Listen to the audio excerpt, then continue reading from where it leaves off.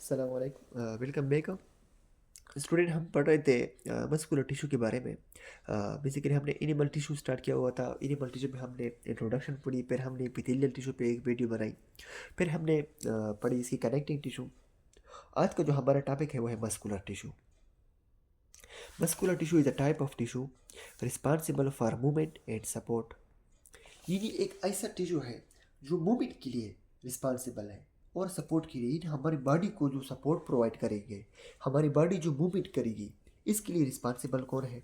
Muscular tissue responsible है। Function में ये हमें मूवमेंट प्रोवाइड करेगा। यानी responsible for movement allowing body to walk, run, jump etcetera. यानी जब हम मूवमेंट करते हैं तो मूवमेंट में हमारे पास डिफरेंट टाइप्स ऑफ मूवमेंट आ सकता है। वॉकिंग आ सकता है, रनिंग आ सकता है, जंपिंग आ सकता है। तो ये मूवमेंट जो जिसमें इस मूवमेंट में हमारे पास हेल्प करता है, तो वो कौन कर लेता है? वो मस्कुलर टिश्यू कर लेता है।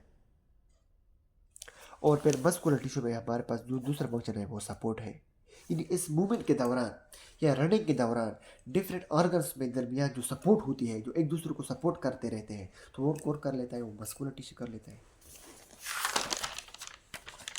फिर हमारे पास मस्कुलर टिश्यू के टाइप्स आ जाते हैं। यानी मस्कुलर टिश्यू के हमारे पास हम 3 टाइप्स है। स्केलेटल टिश्यू मसल है, कार्डिक मसल है, एंड स्मूथ मसल है। कभी कभार पेपर में क्वेश्चन आ जाता है कि differentiate between skeletal muscles, cardiac muscles and smooth muscles. तो उस डिफरेंशिएशन के लिए तो आपने कुछ इस तरह से क्वेश्चन अटेम्प्ट करना है।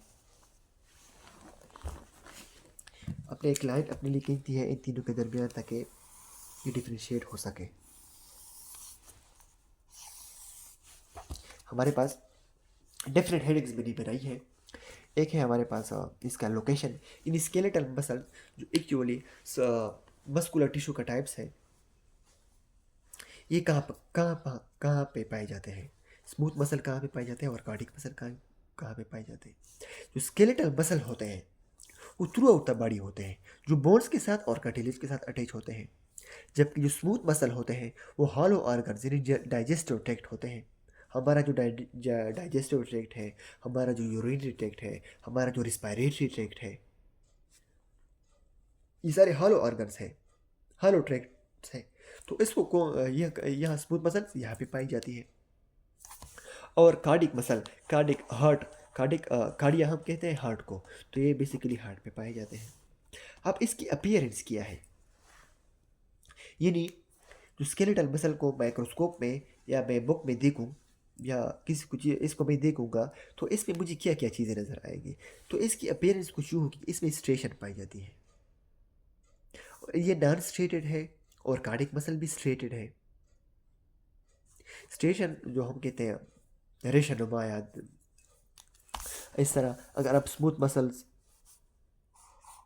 को ड्रा करना चाहो तो इसमें इस तरह लाइनें लाइनें बनी हुई होंगी, और इस लाइनिंग को हम क्या कहते हैं? स्ट्रेशंस कहते हैं। यानी जो हमारे पास स्केलेटल मसल है, तो इसमें इस तरह लाइंस पाई जाएगी, और इस लाइंस को हम एक्चुअली स्ट्रेशंस कहते हैं। स्मूथ मसल में ये स्ट्रेशन नहीं पाई जाती है, जबकि कार्डिक मसल में बाज़ औक़ात ये स्ट्रेशंस पाई जाती है। और फिर ये जो सेल स्ट्रक्चर है, यानी हमारे पास जो स्केलेटल मसल है उसका स्ट्रक्चर किस तरह है? तो हम कहते हैं कि इसका स्ट्रक्चर जो है वो सिलिंड्रिकल है, यानी एक सिलेंडर की तरह है, जिसमें हमारे पास हो इस तरह स्ट्रेशंस पाई जाती है, सिलेंड्रिकल। और जो स्मूथ मसल्स है वो स्पेंडल शेप्ड है, यानी कुछ इस तरह स्ट्रक्चर होता है स्मूथ मसल का। ये इसकी न्यूक्लियस हुआ, इस तरह स्पेंडल शेप होते हैं, वो स्मूथ मसल्स होते हैं। और जो कार्डिक मसल्स है वो लॉन्ग सेल होते हैं इस तरह, और ब्रांचेस होते हैं। यहाँ पे दूसरा सेल इस तरह अटैच होगा, यहाँ पे तीसरा सेल इस तरह अटैच होगा, और एक ब्रांच एक शेप बना लेती है। तो सेल स्ट्रक्चर किया है इस कार्डिक मसल का, लॉन्ग है एंड ब्रांच सेल है।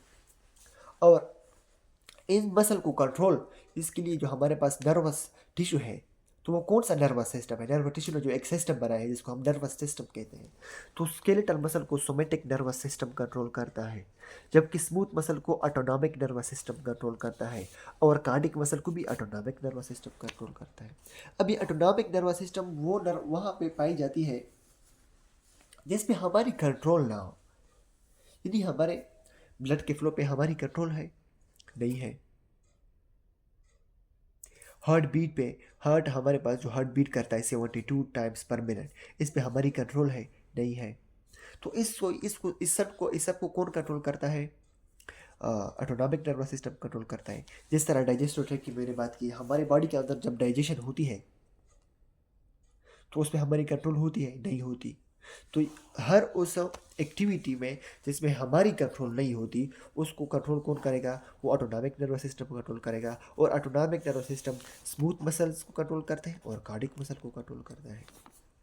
जबकि सोमेटिक नर्वस सिस्टम, यानी अगर मैं रनिंग न करना चाहूँ तो मैं नहीं कर सकता, तो ये तो मेरी मर्जी है। अगर मैं रनिंग करना चाहूँ तो ये तो सोमेटिक नर्वस सिस्टम हुआ। फिर हमारे बॉडी क्या करेंगे?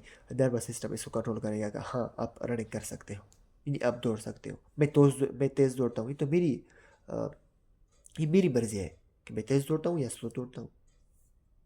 तो इस तरह स्केलेटन को आप कौन प्रोवाइड करता है? सोमेटिक, सोमा निकला है बॉडी से, सोमेटिक नर्वस सिस्टम कंट्रोल करता है। और इसकी जो कंट्रैक्शन करता है स्केलेटल मसल, जब कंट्रैक्शन करता है तो ये रिपीट करता है, यानी इसकी जो मसल्स आपस में कंट्रैक्शन करते हैं तो क्या करते हैं? ये रैपिड कंट्रैक्शन होती है। जबकि स्मूथ मसल की जो कंट्रैक्शन होती है वो स्लो होती है, और कार्डिक मसल्स की जो भी कंट्रैक्शन होती है वो भी रैपिड होती है। और न्यूक्लियस की बात करें कि स्केलेटन मसल्स में जो न्यूक्लियस होते हैं वो मल्टी न्यूक्लिएटेड होते हैं, यानी स्केलेटन मसल्स में जो स्केलेटल मसल्स के जो सेल्स है उसमें बहुत सारे न्यूक्लियस पाए जाते हैं, इसलिए हम कहते हैं कि मल्टी न्यूक्लिएटेड है। स्मूथ मसल्स भी यूनिन्यूक्लिएटेड है और कार्डिक मसल भी यूनिन्यूक्लिएटेड है।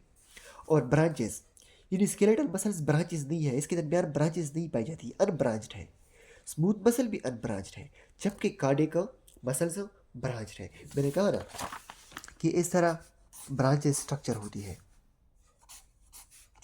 आपस आपस में इस तरह जुड़े हुए होते हैं, इस तरह कनेक्शन होते हैं। और इस कनेक्शन को हम कहते हैं इंटरकेलेटेड डिस्क। इंटरकेलेटेड डिस्क। कभी कभार वाइवा में या एमसीक्यू में पूछते हैं कि intercalated disc is the property of which muscles? Smooth muscle, cardiac muscle, skeletal muscle, या ऑल ऑफ दीज? तो आप पिक करोगे कार्डिक मसल को, क्योंकि ये कार्डिक मसल ब्रांच है, और इस ब्रांच को हम क्या कहते हैं? इंटरकैलेटेड डिस्क कहते हैं। Thank you very much.